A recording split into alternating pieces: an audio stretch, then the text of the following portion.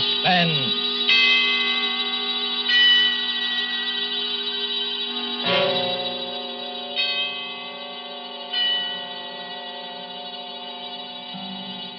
This is the Man in Black, here again to introduce Columbia's program, Suspense.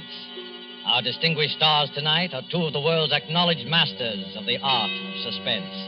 They are Mr. Charles Lawton and Miss Elsa Lanchester. Mr. Lawton, who will soon be seen in the Metro-Goldwyn-Mayer picture, The Man from Down Under, is here to play a remarkable character created by England's noted thriller author, Agatha Christie. A mild-mannered character whose initials were ABC, and about whom revolved a series of savage murders, all neatly and alphabetically arranged. ABC was stamped upon all his belongings, those being his rightful initials.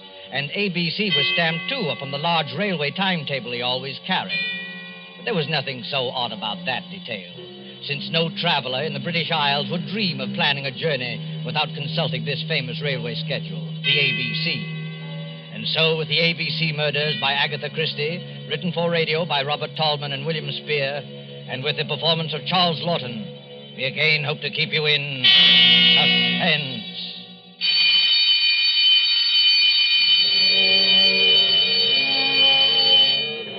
When the time for closing bell rang in the public library, Alexander Bonaparte Cust started, picked up his battered briefcase with the almost faded initials ABC, closed the book he had been reading, and shuffled over to the librarian's desk. It's a most interesting book, librarian. I should like to come back sometime and read another chapter of it, if I may. Quite. Yes, Mr. Clark. Can I help you, sir? No hurry. Well, I'll be going along now. Thank you. Rum little chap, that. What do you think he was reading? Studies in epileptic somnambulism. Medical stuff, eh? Oh, I say, the little fellow left his briefcase. I'll catch him at the door. I say, sir, just a moment. You left something. Oh, dear, it's my briefcase. I'm terribly sorry. I seem to be getting more and more forgetful lately. Why, only the other day I left it on the counter in a tobacco shop. Lucky you have those initials. Not many people with the initials ABC sticks in your mind. What do you mean by that, sir? Well, after all, they're the first three letters of the alphabet. Practically the first thing we learn, you know, isn't it? Our ABC. Don't mention those letters to me. They've brought bad luck to me in more ways than one. Really? How's that? Well, I used to be a travelling salesman, and I used to carry one of those railway timetables in my pocket, the threepenny kind, in which they list the towns and all the railroads alphabetically. Oh, of course. Printed right on the cover, isn't it? Hey. ABC. Yes, that's right. So, well, stockings was my line, sir. I did door-to-door selling. Whenever I finished one town, out would come that timetable, and I'd look up the next stop on my route. I got sick of the sight of that ABC railway guide, I can tell you, sir. It was like a symbol of failure to me. One dingy little town after another, and all listed in that railway guide with ABC printed on the cover. My own initials staring out at me from every newsstand and every dirty little railroad station in the Midlands. Oh, come on. It couldn't have been as bad as all that. Matter of fact, I never noticed it till I began to get the headaches. Oh, you suffer from headaches? Yes. Have you seen a doctor about it? Oh, no. I wouldn't want to see a doctor about it. I already know what brings them on. Well, if you'd rather not talk about it... Oh, no, it isn't that at all, sir. It was just such a long time ago. During the last war, in fact, Chateau Theory. Chateau Thierry? Oh, I say, what a coincidence. I was in the thick of that myself. Yes, we must get together for a drink one day, talk over old times. Franklin Clark is my name. Oh, I'm pleased to meet you, Mr. Clark. My name's Cust. Alexander Bonaparte Cust. Well, they must have expected great things of you, giving you a name like that. I'm afraid they did, Mr. Clark, yes. I'm very much afraid they did.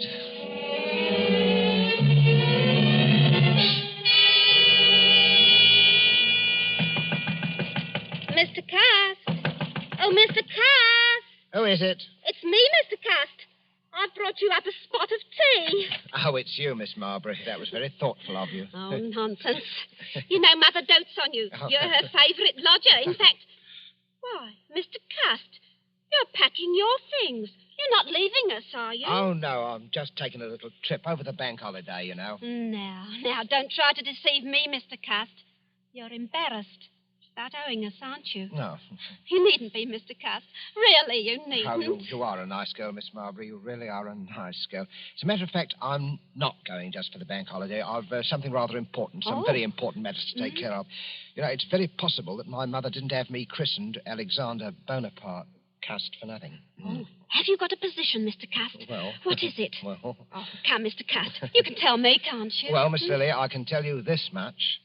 I shall be travelling quite a lot. In fact, where did I leave that ABC Railroad guide? Oh, yes, here it is. First stop, Andover. Andover? That's not very far. No, but I must be getting on if I don't want to miss that train. Now, let me see. Have I got everything? There's my spectacles and my overcoat, my typewriter, my walking stick. Did I ever tell you the history of this walking stick, Miss Marbury? It's a Scottish piece, very old. It's always is antique. You know, they used to kill people with these back in the days of the old clan wars in Scotland. I wonder how many heads this one has bashed in. Mr. Cust. Oh, please, what a terrible way to talk. Yes, I'm sorry, Miss Marbury. I am a little bit surprised at myself talking like that. It must be my new job. It's gone to my head a bit. That's it. It's gone to me head. Have you got an aspirin by any chance? I've got an all.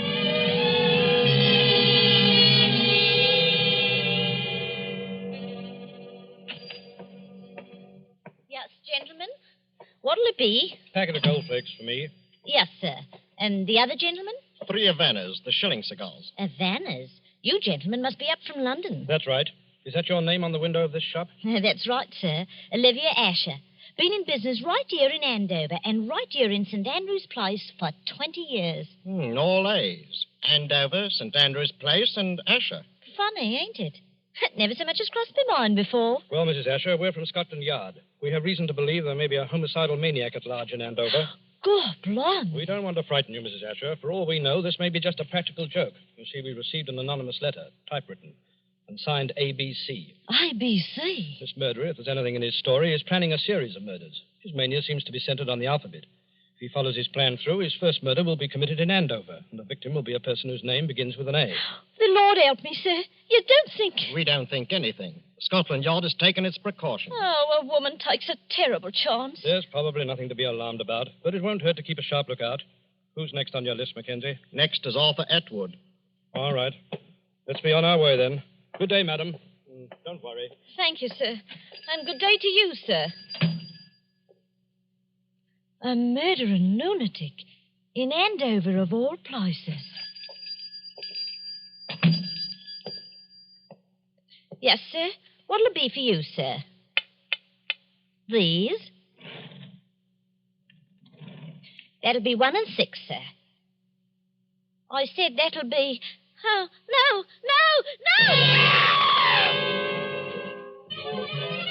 6:30 newspaper, sensation, homicidal maniac in Andover, alphabet murderer to strike next at Bexhill, latest on ABC. Oh, boy, let me have one of those. Oh, yes, sir. News or Standard, sir? Both. Here you are. Oh, thank you, sir. 6:30 newspaper, sensation. Nasty business, eh, mister? Oh, yes, very, very. You never know with lunatics. They don't always look bomber, you know. Sometimes they look the same as you on me. Eh? Yes, I suppose they do. Oh, it's a fact. Sometimes it's the war unhinged them. Never been right since. Yes, I expect you're right. You know, I don't hold with wars. I hope this will be the last. You don't hold with wars, eh? Well, young man, I don't hold with plague and sleeping sickness and famine and cancer, but they happen all the same. And murder happens all the same. They can't prevent them. Well, I'm sorry, sir. I expect you had a rocky time of it in the last one, eh? Yes, my poor head's never been the same since. I get terrible headaches. Oh? Well, I'm sorry about that, sir. Sometimes I hardly know what I'm doing. You don't say. I forget things. You know, for instance, I could have sworn I had an ABC railway guide in my pocket an hour ago. Do you know they found one of them ABC railway guides on the poor tobacconist lady that he murdered? Oh. Him. ABC, whoever he is. Maybe he don't know himself. Ever stop to think of that? Maybe he's so bum he don't remember. I wonder. Bexhill, did he say Bexhill? That's my train. Well, goodbye, young man. Okay. 6:30 newspaper, sensation, homicidal lunatic to strike again. Police tracing typewriter on which murder notes were written. To strike at Bexhill, latest on ABC, alphabet murderer.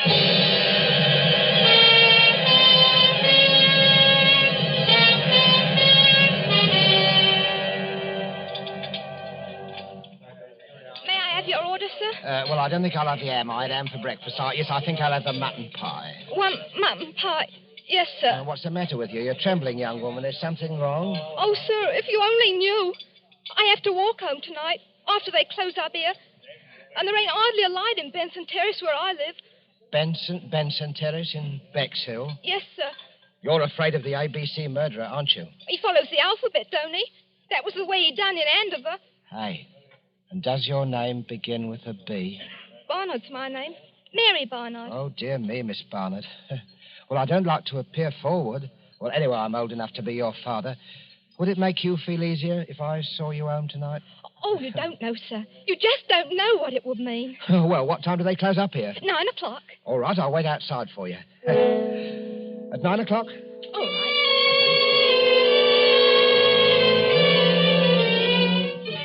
Ladies, waitress brutally murdered in Bexhill.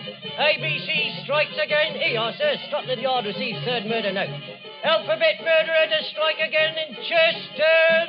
Here you are. Yes, sir? Third class, single, to Cheston.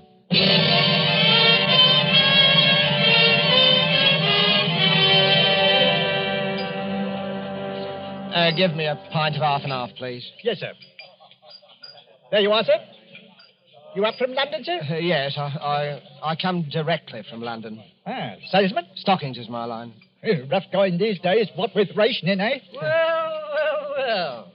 It isn't my old friend Alexander Bonaparte Cuss. I'm sorry, I'm afraid I don't remember. We met in the library, remember? Oh. In London. Yes, had quite a talk. Yeah.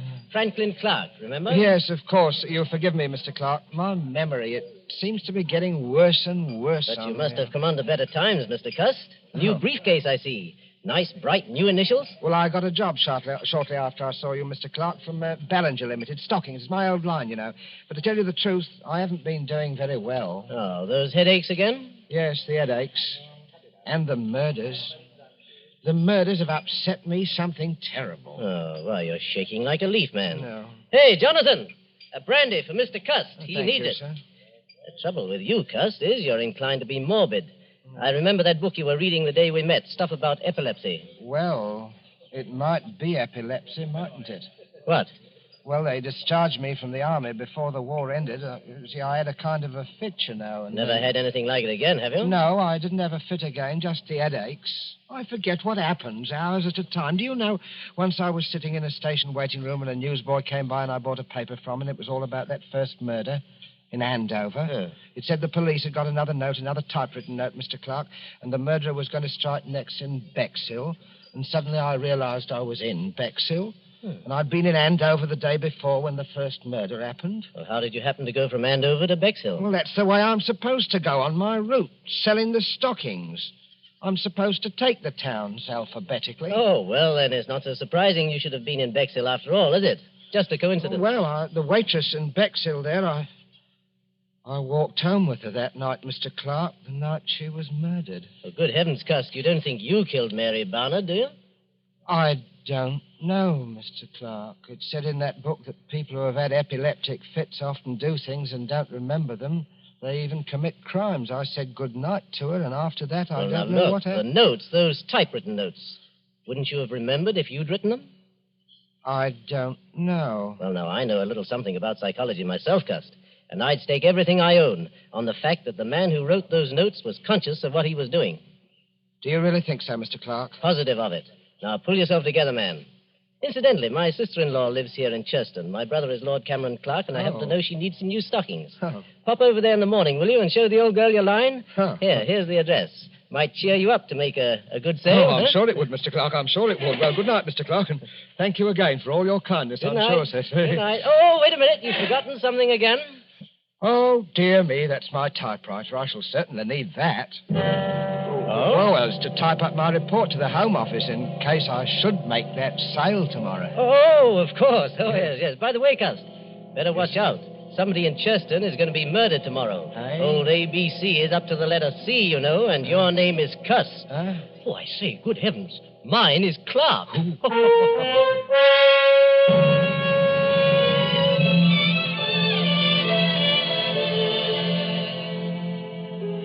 Well, thank you again for your generous order, Lady Clark. I hope you'll be pleased.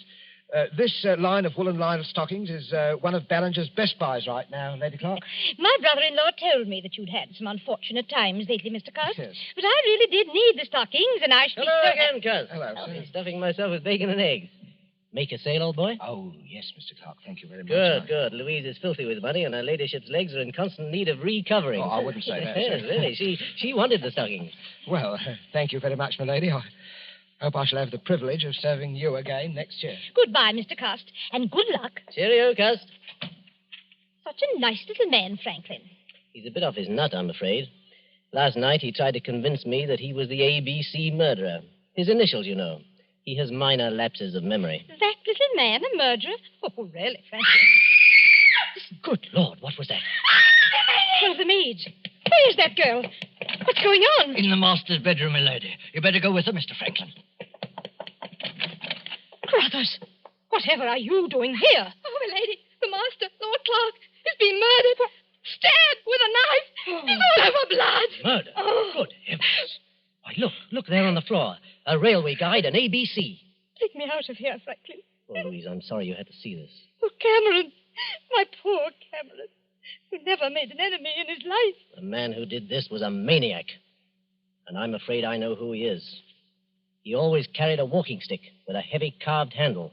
That's how the other murders were committed, with a heavy stick. But he wasn't carrying his stick today. Must have grabbed a knife up there somewhere to kill Cameron with. But when? Were you with him every minute? Well, I went upstairs to get my checkbook. It took me a little while to find it. That gave Cust his opening. Oh, to think that all that time. Oh, no. No, I'll never forgive myself, No, Franklin. none of that now, Louise. The important thing now is to stop him before he can commit another murder. But what are you going to do, Franklin? I'm going to the police and see if they'll let me help. Let's have a look at this ABC railway guide he left beside poor Cameron. Look here. All checked. See there? Andover, Bexhill, Churston. Each with a check mark after it. Oh, where's the next one? See? See, London. He's through with ABC, he's gone home, and I'm going after him.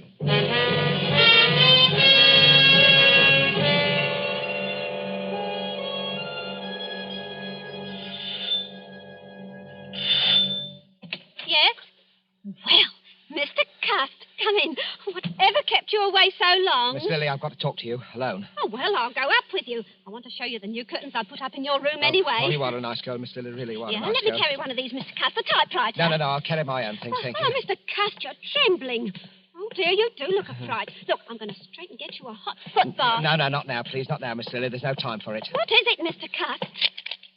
Close the door and lock it. Are you in some trouble, Mr. Cust? I'm in terrible trouble, Miss Lily. I want you to hear the story first from me. You're the only one who has ever been my friend. Oh, I've had a lonely life, Miss Lily. Oh, poor Mr. Cust. Poor Mr. Cust. That's what they always say about me. Poor Mr. Cust. I thought you were Now, different. don't take on so, Mr. Cust. It was only a manner Oh, of you speaking. don't need to worry. I'm all right now. I never get 2 spells in one day. Spells? Mr. Cust, I don't understand. What Well, do you... you heard of the ABC murders? Shocking affairs. But, Mr. Cust, why are Miss you Lily, saying... the police will be here at any minute. Please let me finish. I don't want you to think harshly of me, Miss Lily. I didn't plan it ahead. My instructions told me where to go. Some people can't help what they do. There are diseases. Epilepsy, for instance. You do things you don't remember. You commit crimes. And I'm like that. Oh, Mr. Cust, I can't believe it. When I was a child, Miss Lily, they used to badger me about my name. My mother worshipped strength. She named me after the strongest people she knew about in history. Alexander and Bonaparte.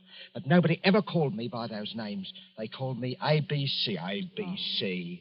I used to dream I was boiling in a kettle of alphabet soup. I was a terrible disappointment to my mother. Mr. Cust, you're unsettled and tired. You've got to hear me out, Miss Lily.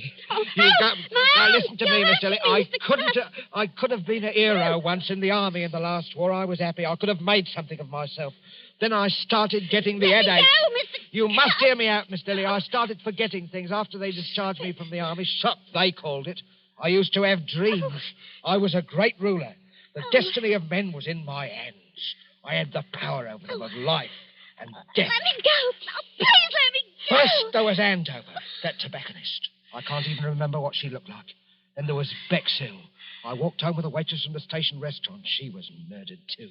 In Churston, I sold a dozen pair of stockings to a lady, and while she was upstairs getting her checkbook, her husband was murdered on the floor where I was waiting. And now I've come back here. Maybe the alphabet charm is over. Or is it? This is London. L. Your name is Lily. Are you trying to frighten me, Mr. Cust? I am trying to convince you. You, murderer? I'd as soon believe it as my own mother. What about this? Look at it. Oh, no. Look closely at it. I found it in my briefcase when I came on the train, Miss Lily. This knife murdered a man in Churston just 3 hours ago.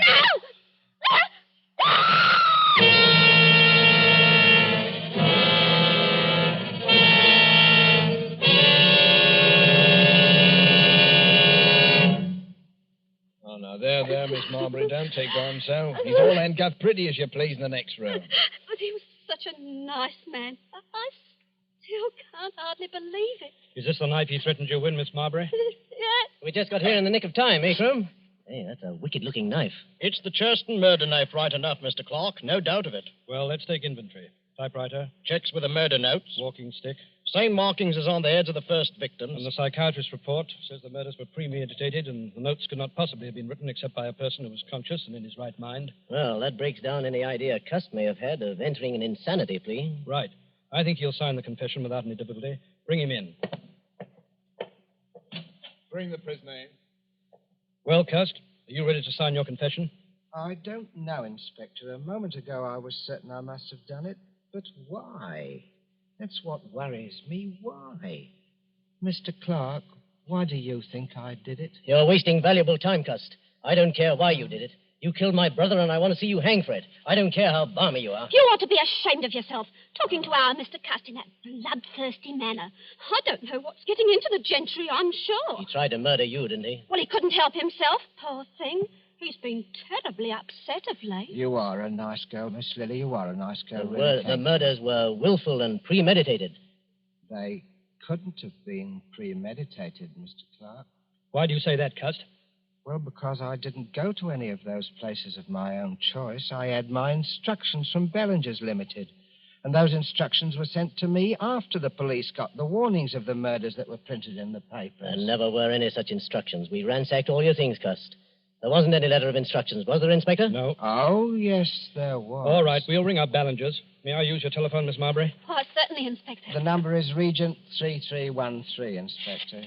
Oh.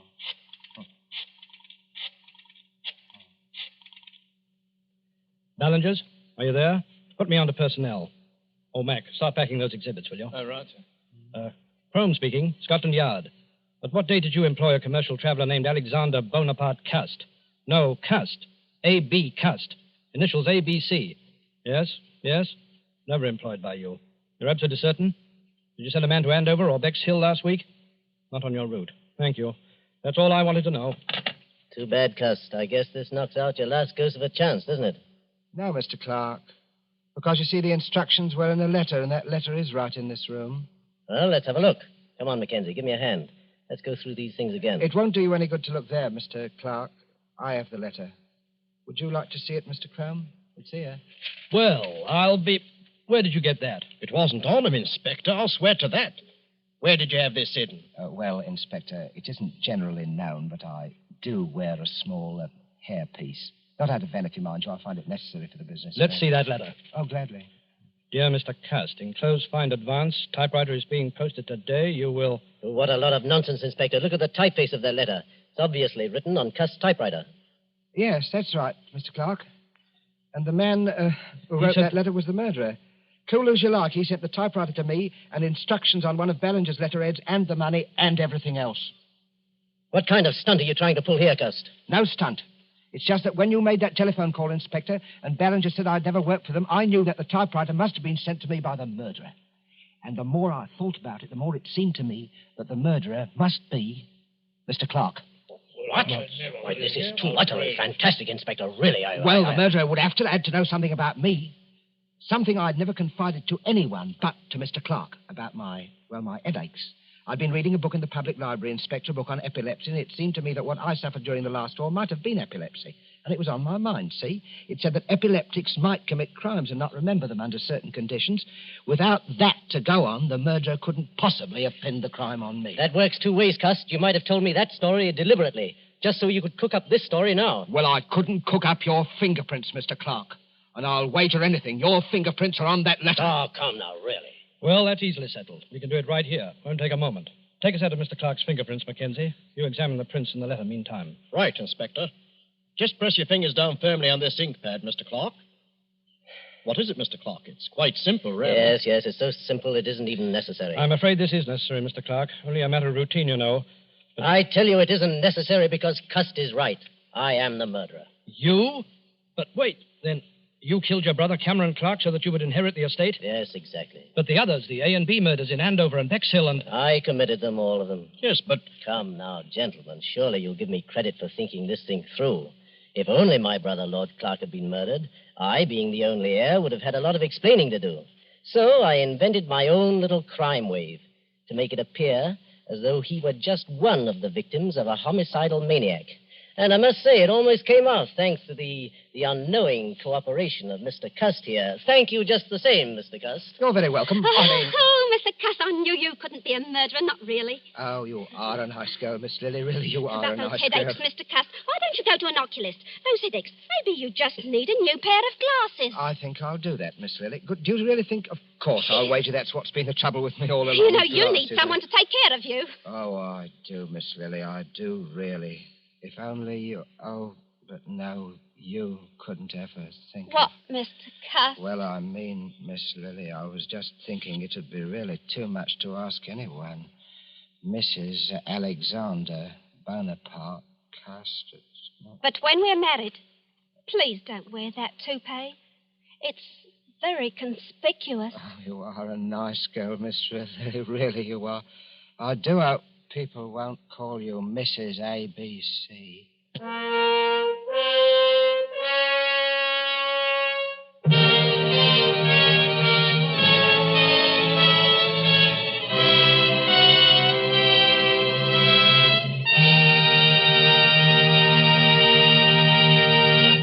And so closes the ABC Murders, starring Charles Lawton with Elsa Lanchester and Bramwell Fletcher.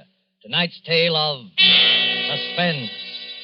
This is your narrator, the Man in Black, who conveys to you Columbia's invitation to spend this half hour in suspense with us again next Tuesday, when Agnes Moorehead will return to our stage as star of the suspense play called She Overheard Murder Speaking.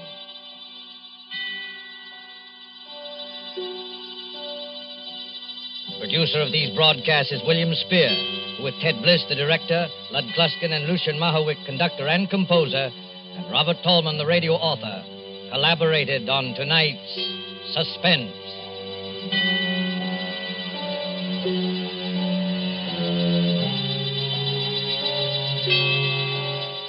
This is the Columbia Broadcasting System.